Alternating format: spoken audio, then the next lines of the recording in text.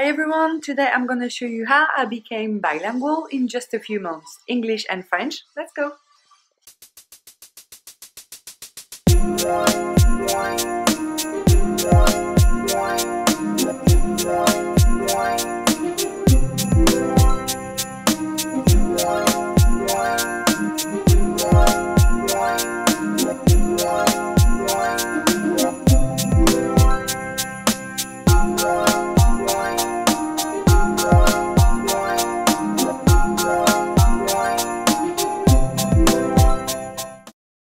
Introduction en anglais comme il se doit, voilà.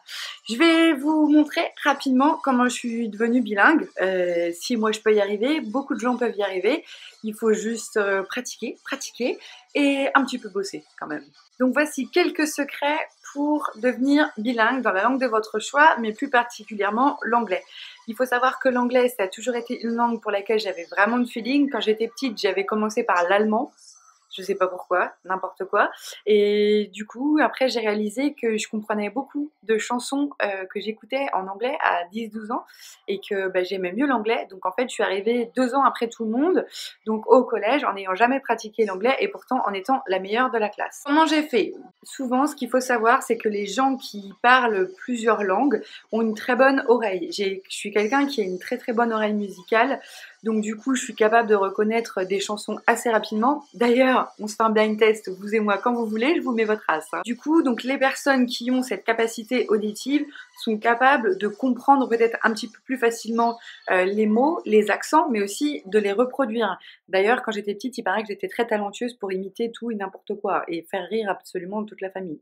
Même si vous n'avez pas ce talent qui peut se développer, vous avez quand même d'autres possibilités. J'ai tout simplement lu, écouté, levé la main comme tout le monde.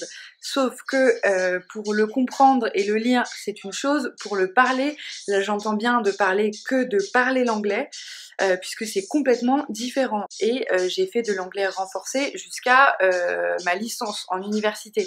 Donc du coup, j'étais très bonne en anglais. Malgré tout, le jour où j'ai décidé, bien avant de partir 5 ans, je me suis aventurée à quasi 1 mois d'expérience en encadrant des ados dans un séjour linguistique. Je me suis retrouvée littéralement comme une quiche, parce que tout simplement on ne parle pas du tout l'anglais en France, très peu même à Paris.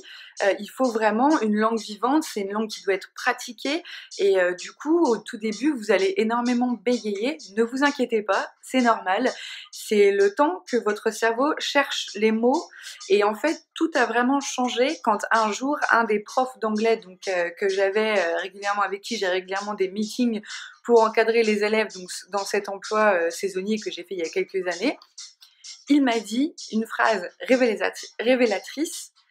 Il m'a dit « You have to think in English ». Et donc quand il m'a dit ça, ça a été complètement un switch dans ma tête parce que fatalement, en fait, le problème des Français, c'est qu'ils pensent en français et ensuite ils cherchent le mot.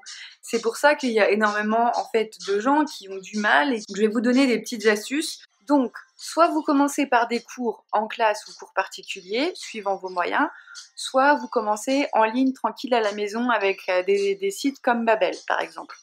Deuxième chose, dès que vous pouvez, vous faites plaisir, vous tapez votre série que vous voulez, Netflix, DVD, maintenant on n'a plus trop d'excuses, surtout avec Netflix, il y a des séries en espagnol, il y a des séries en anglais, vous mettez les VO écrits dans la langue que vous voulez apprendre, donc anglais, espagnol, je ne sais quoi. Ça, c'est la deuxième étape. Déjà, quand vous en serez là, vous comprendrez beaucoup de choses. Troisième petit outil hyper cool, c'est une nouvelle application que j'ai essayée qui s'appelle Tandem. Tandem, ça vous permet en fait d'échanger avec une personne dans la langue que vous voulez dans le monde entier. J'ai par exemple échangé avec des personnes qui parlaient portugais du Brésil, donc des personnes vivant au Brésil, en français et en anglais, et elles m'apprenaient des petits mots que j'ai déjà oubliés parce que voilà. Il faut vraiment par contre le faire régulièrement. Il faut en fait, que ce soit cette application-là ou une autre d'ailleurs, il vous faut un environnement qui parle votre langue, la langue que vous voulez apprendre au quotidien. Et c'est ça en fait qui va vous rendre bilingue. C'est vraiment de répéter et la pratique. Et enfin, c'est un peu ma dernière astuce qui malheureusement n'existe pas trop à Reims. c'est les meet-up. Alors, les meet-up, j'ai l'impression que quand je dis ce mot-là en France, ça fait meet-up de youtubeuse qui rejoint ses abonnés. Absolument pas. Un meet-up, c'est un site internet qui s'appelle Meetup et qui fait en sorte de pouvoir rencontrer des gens sur un thème bien particulier. C'est un petit peu OVS en fait. Le problème d'OVS, c'est que en France, c'est un peu perçu comme old school ou enfin des gens un peu d'un certain âge quoi. Si t'es pas très bien fait, etc. Bon, c'est déjà un très bon début, mais voilà, Meetup c'est carrément le carton. Moi, j'allais régulièrement à des expos avec des gens, rencontrer des gens sur la mode, l'art, la musique. Tu pouvais rencontrer toutes sortes de personnes et c'était pas forcément des rencontres, vous voyez ce que je veux dire.